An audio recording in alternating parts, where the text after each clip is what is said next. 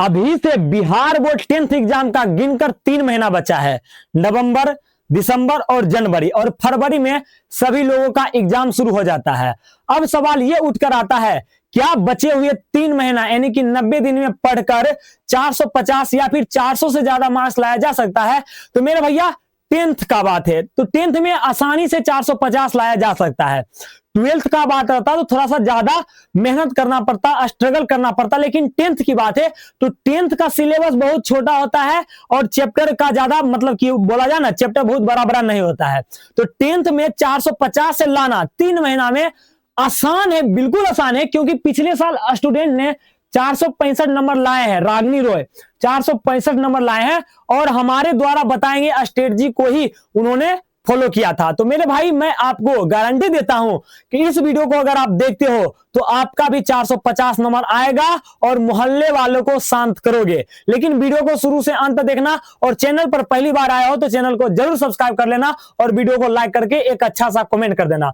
चलो हम लोग क्लास को शुरू करते हैं बिना वक्त गवाए। तो मेरे भैया सीधी सी बात एक ही है, एक ही बात यह है कि हमको 450 लाना है तो लाना है, उसके लिए आपको मेहनत करना पड़ेगा 3 महीना। तो उस 3 महीने में हम लोग क्या करने वाले हैं, नवंबर के महीने में क्या करेंगे, दिसंबर के महीने में क्या करेंगे और जनवरी के महीने में क्या करेंगे, वो सारा चीज मैं बताऊंगा। इसलिए मैं कहता हूं वीडियो बहुत ज्यादा इंपॉर्टेंट होने वाला है, एक एक सेकेंड आपके लिए इंपॉर्टेंट होने वाला है। तो शुरू से अंत तक देखना, थोड़ा सा भी स्किप मत करना, नहीं तो बर्बाद हो जाएगा। चलो हम लोग शुरू करते हैं मेरे भैया। पहली बात मेरे भैया, आपको एक प्रोजेक्ट लेना पड़ेगा 450 प्लस का, क्योंकि मेरे भैया 450 प्लस का प्रोजेक्ट जब तक नहीं लोगे तब तक आपका नहीं आएगा, है ना। तो प्रोजेक्ट 450 का आपको टारगेट लेना है और हार बिल्कुल नहीं मानना है, वो वाला प्रोजेक्ट लेना है। तो मेरे भैया हमारा प्रोजेक्ट का क्या नाम है ना, हमारा मिशन का क्या नाम है, तो प्रोजेक्ट 450 प्लस हार नहीं मानूंगा प्लान। जी हां मेरे भैया, हार नहीं मानूंगा प्लान में, हार नहीं मानूंगा प्लान में आपको सबसे पहली बात जो है सेट गोल करना पड़ेगा। आपका गोल कितना है, कितना परसेंट लाने का आपने रखा है टारगेट, 75%, 80%, 85%, 89%, 95%, जो भी आपका सेट गोल है ना वो करो पहले, है ना, चूज करो। जो भी आपको लाना है ना वो अपना टारगेट यहां पर क्या करो, सेट करो, अपना टारगेट बताओ कितना है। कमेंट बॉक्स में जरूर बताना कि आपने कितना टारगेट को चूज किया, आपका कितना टारगेट लाना है, 75% लाना है या फिर 80% या फिर 85 या फिर 90 या फिर 95%। तो सबसे पहली बात है मेरे भैया, है ना, कि सेट योर गोल, अपना गोल सेट करो। आपको 75% लाना है तो 75% लिखकर अपने स्टडी टेबल के सामने साट दो। 80% लाना है तो 80% साट दो, 90% लाना है तो 90%, 95 लाना है तो 95। भाई जी जो जैसे अपना अपना चुनेंगे उनको उस तरीके से पढ़ना है। अगर आप 95% चुनोगे तो आपको बहुत ज्यादा पढ़ना पड़ेगा, अगर आप 75% ही चूज करते हो तो आपको थोड़ा सा कम पढ़ना पड़ेगा। धीरे धीरे आगे बढ़ोगे तो आपको उस अनुसार ज्यादा पढ़ना पड़ेगा। दूसरी बात, सेट आपने गोल आपने सेट कर लिया कि हमको इतना परसेंट लाना है। दूसरी बात, सोशल मीडिया कम से कम उपयोग करें। मेरे को पता है कि आप लोग इंस्टाग्राम पर शॉर्ट वीडियो, फेसबुक वगैरह, व्हाट्सएप पर चैट वगैरह होते रहता है, लेकिन 3 महीना के लिए ये सब छोड़ दो, मात्र 3 महीना के लिए छोड़ दो, है ना। 3 महीना के लिए बिल्कुल ये सब को त्याग दो। मैं हमेशा के लिए नहीं बोल रहा हूं, 3 महीना के लिए छोड़ दो। मैं गारंटी देता हूं अगर ये चीज पर तुम कमांड कर लिए ना सोशल मीडिया पर तो बढ़िया से मजा आ जाएगा, बढ़िया से मतलब सिलेबस खत्म भी कर दोगे और अच्छा नंबर भी ले आओगे। सोशल मीडिया के चक्कर में रहोगे तो बर्बाद हो जाएगा, कुछ नहीं पढ़ पाओगे। तो सोशल मीडिया को 3 महीना के लिए थोड़ा सा साइड रखते हैं। अब हमारा शुरुआत होता है नवंबर का महीना, है ना। नवंबर में हम लोग पढ़ाई स्टार्ट कर देंगे। तो नवंबर में हमारा मेन जो टारगेट रहेगा 70% सिलेबस को कंप्लीट करना। भैया जी अभी भी सिलेबस पढ़ना पड़ेगा। अरे मेरे भाई बा, सिलेबस नहीं पढ़ोगे ना तो कोई उपाय ही नहीं है। सिलेबस पढ़ोगे तभी जाकर आपको पता चलेगा कि ये कौन सा चैप्टर का प्रश्न है और कहां से पूछा गया है ना। फिल्म जब तक आप देखोगे नहीं तब तक आपको कहां से पता चलेगा उसमें क्या हुआ क्या नहीं हुआ। वही बात है ना, सिलेबस आपको सिलेबस के बारे में पता रहना चाहिए, है ना, चैप्टर्स के बारे में पता रहना चाहिए, तब आपको वहां से क्वेश्चन समझ में आएगा कि बिहार बोर्ड ने क्या पूछा है। तो मेरे भैया कैसे 70% सिलेबस हम लोग नवंबर के महीना में कंप्लीट करेंगे, तो आओ मैं बताता हूं, है ना। पहली बात, डिवाइड योर चैप्टर्स। जितने भी सब्जेक्ट्स है सभी सब्जेक्ट्स का चैप्टर्स को डिवाइड करो। मतलब ये डिवाइड कैसे करेंगे, तो रेड जोन में डिवाइड करना है, येलो जोन में और ग्रीन जोन में। रेड जोन में वो चैप्टर्स को रखना है जहां से ज्यादा मार्क्स का सवाल पूछा जाता है, और येलो जोन में उस चैप्टर को रखना है जहां से थोड़ा सा कम सवाल पूछा जाता है, और ग्रीन जोन में उस चैप्टर को रखेंगे जहां से कम सवाल पूछा जाता है। भैया ये हमको किसे पता चलेगा कि कौन सा चैप्टर से ज्यादा मार्क्स का सवाल पूछा जाता है और कौन सा चैप्टर से कम मार्क्स का सवाल पूछा जाता है? अभी मैं बता देता हूं। ये देखो मैं मैथ का बनाकर लाया हूं। रेड जोन जहां से सबसे अधिक क्वेश्चन पूछा जाता है, ये सब चैप्टर है, ये सब चैप्टर है। आप बोलोगे भैया इसमें तो आपने रचना लिया नहीं, आपने इसमें वृत्त लिया नहीं, तो मेरे भाई येलो जोन में लिया ना, क्योंकि मेरे भाई रचना हो गया, चाहे आपका बात किया जाए रचना वगैरह से, चाहे वृत्त वगैरह से ज्यादा लघुत्तरीय नहीं पूछा जाता, सिर्फ दीर्घोत्तरीय पूछा जाता है। लेकिन ये जो सब चैप्टर है यहाँ से लघुत्तरीय बहुत दबा दबा कर पूछता है। और जैसे हो गया पृष्ठीय क्षेत्रफल और आयतन, ये चैप्टर, ये चैप्टर, ये चैप्टर और ये चैप्टर, ये 4 चैप्टर जो है ना, चारों चैप्टर से दीर्घोत्तरीय पूछा जाता है। तो ये 7 चैप्टर पढ़ के आप 80% ला सकते हो। अगर 90% से ज्यादा लाना है तो ये येलो जोन वाला चैप्टर को भी कंप्लीट करना है। तो मेरे भैया, और ग्रीन जोन, ग्रीन जोन में ये 4 चैप्टर आता है जहां से कम सवाल पूछे जाते हैं। हालांकि पूछे तो जेबे करता है, पूछा थोड़ा ना जाता है, पूछा जाता है, लेकिन सबसे ज्यादा यहां से पूछा जाता है, उसके बाद यहां से पूछा जाता है। तो मेरे भैया नवंबर के महीना में ये 7 चैप्टर आपका कंप्लीट होना चाहिए, और कम से कम इधर 3 चैप्टर है ना, कम से कम नहीं तो ये पूरा कंप्लीट होना चाहिए, पूरा ये दोनों नवंबर के महीना में कंप्लीट होना चाहिए।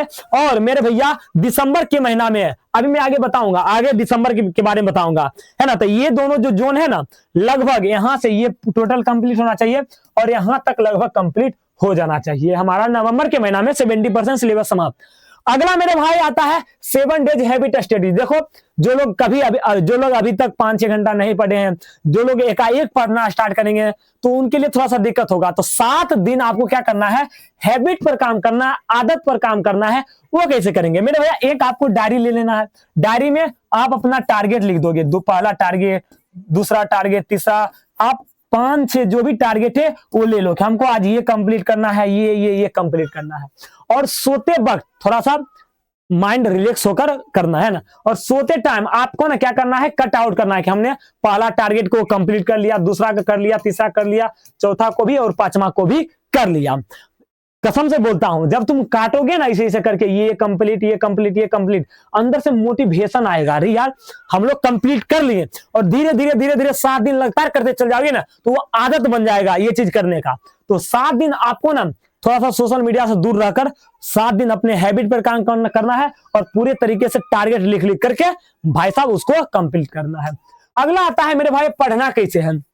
तो पढ़ना है 1 शॉर्ट वीडियो देखकर, है ना, 1 शॉर्ट वीडियो देखकर पढ़ना है ना। Use timer method, use timer method. ये क्या होगा भैया, तभी मैं बताता हूं टाइमर मेथड होता है क्या। बच्चे जब पढ़ना स्टार्ट करते हैं, पढ़ाई शुरू करते हैं, तो कब वो इंस्टाग्राम पर चल जाते हैं, कब वो शॉर्ट वीडियो में चल जाते हैं, कब वो फेसबुक पर चल जाते हैं, कोई पता नहीं। इसलिए हर एक घंटा में आपको अलार्म सेट करना है, ताकि आप पढ़ते पढ़ते अगर इंस्टाग्राम पर चल गए और 1 घंटा वहां पर बिता दिए तो आपका अलार्म बज जाएगा। अरे भैया तुम तो पढ़ने बैठे थे, तुम तो चले गए इंस्टाग्राम पर, तो वो याद दिलाएगा आपको कि अरे पढ़ना है हमको।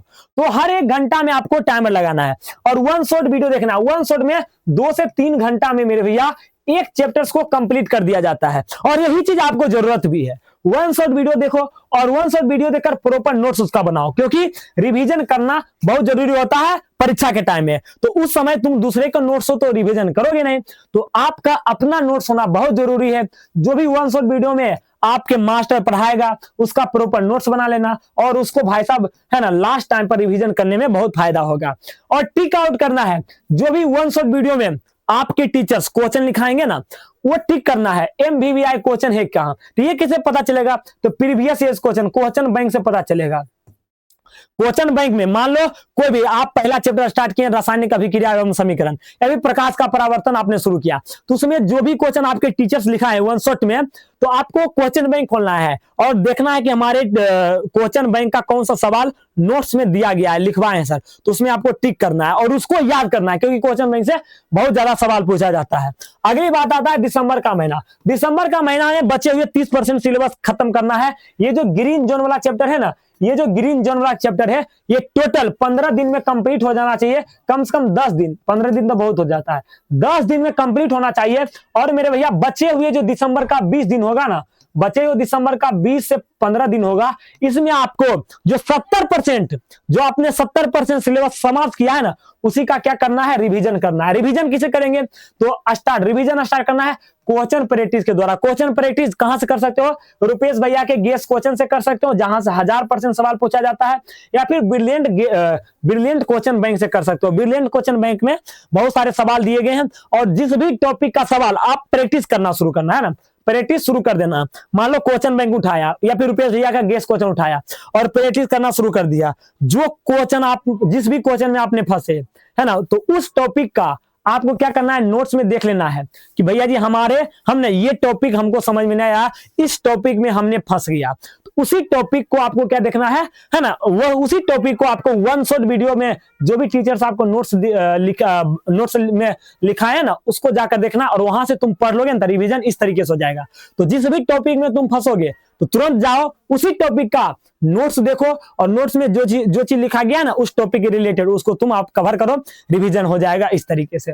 अगली बात आता है जनवरी के महीना जो होता है, जनवरी वाला महीना होता है करो या मरो का। इसमें रुपेश भैया का गेस क्वेश्चन का भी प्रैक्टिस आपको करके जाना है। क्वेश्चन बैंक जहां से 70 से 80% सवाल पूछता है, और मॉडल पेपर से भी भाई साहब 30% सवाल पूछता है, इसको प्रैक्टिस करके जाना है। राइटिंग प्रैक्टिस पर काम करना है, क्योंकि राइटिंग पर बहुत ज्यादा नंबर मिलता है, और बिग सब्जेक्ट पर मेहनत करना। जो भी आपका कमजोर सब्जेक्ट है, जैसे फिजिक्स मैथ हो गया, हिंदी हो गया, चाहे कोई भी हो, इंग्लिश हो गया, जो भी आपका कमजोर सब्जेक्ट है उस पर आपको काम करना है। और लास्ट मेरे भैया हमारा गेस क्वेश्चन आप ले लेना, सब क्वेश्चन टकरवा दूंगा, देख सकते हो एक लाइन से टकरवा दूंगा। मात्र मेरे भैया 251 रुपया आपको 251 रुपया में आपको ऑल सब्जेक्ट्स का गेस क्वेश्चन मिल जाएगा। जाओ विद्या वाहिनी क्लासेज का ऐप डाउनलोड करो, यहीं पर आपको सारा गेस क्वेश्चन मिल जाएगा, है ना। और कोई दिक्कत हो तो इस नंबर पर कॉल करना। मिलते हैं अगले क्लास में, तब तक के लिए थैंक यू।